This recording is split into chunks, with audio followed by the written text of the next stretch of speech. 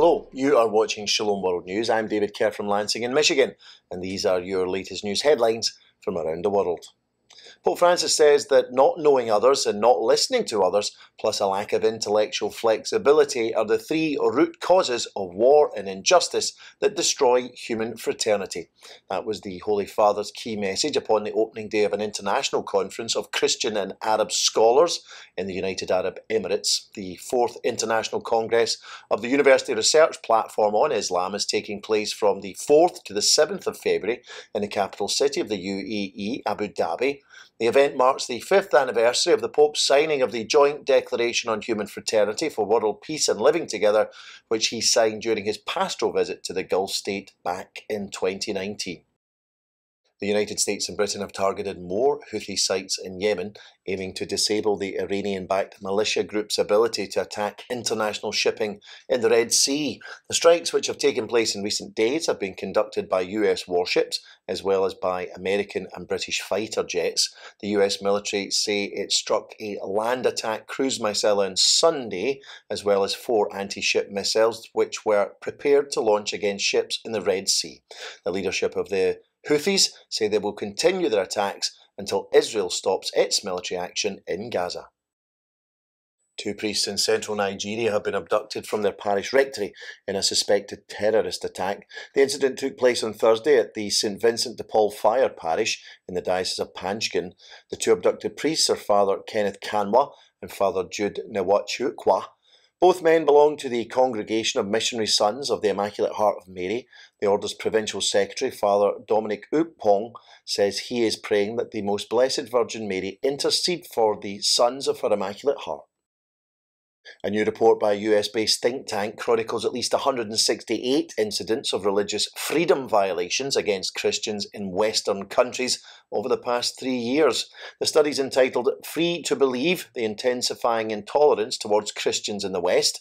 It's been produced by the Family Research Council's Center for Religious Liberty, which is based in Washington, D.C. It documents cases from 16 countries, including the United States, Canada, United Kingdom, amongst others. The report's author, Aurelia Del Turco, says that Christian beliefs that contradict progressive secular values are increasingly being denounced by Western elites who wrongly portray them as hateful or bigoted. At least 112 people have lost their lives in wildfires that broke out in central Chile on Friday, with the death toll expected to rise in the days to come. The areas surrounding the cities of Vina del Mar and Valparaiso are the worst affected. So far, the fire has consumed nearly 26,000 hectares of land and has affected up to 6,000 homes. The Chilean President Gabriel Boric says that the situation is a tragedy of very great magnitude. Meanwhile, Pope Francis has also requested prayers for all those affected by the ongoing tragedy.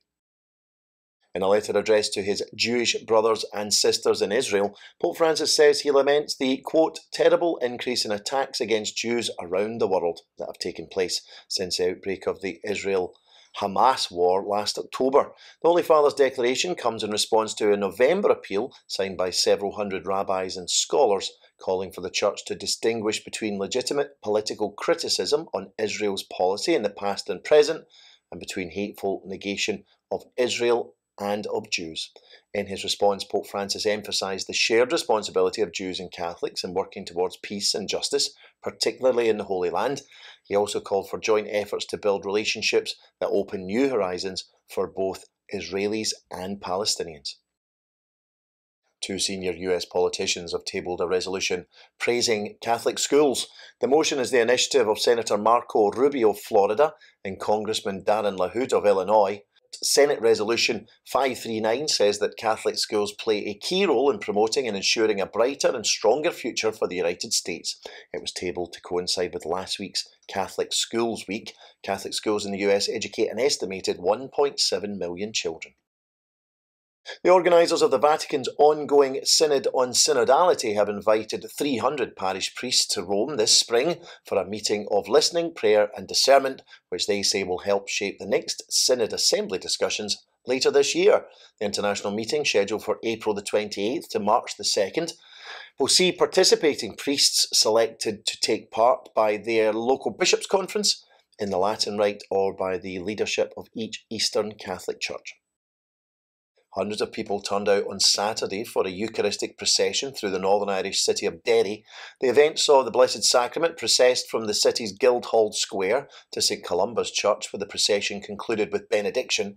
Saturday's gathering is the first of 40 days of Eucharistic adoration, being organised by the Derry-based apostolate Ephatha Revival.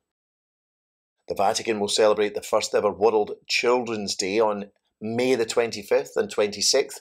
The event will witness Pope Francis meet with children from around the globe for a moment of prayer, friendship and formation. Meanwhile, events will also take place at a diocesan level worldwide. World Children's Day is being organised by the Vatican's Dicastery for Culture and Education. Finally, the Christian prayer app Hallow has announced that it will feature in the television advertisements during this weekend's Super Bowl, which is the grand finale of the American football season. The ad will feature actors Jonathan Romy and Mark Wahlberg. The actors will encourage sports fans to step away from the game for a moment and pray. Super Bowl 58 will take place on Sunday in Las Vegas and will feature the San Francisco 49ers against the Kansas City Chiefs. Well, that's your latest headlines for now. Do join us for more tomorrow. You can also join us at swnews.org for news updates. Shalom.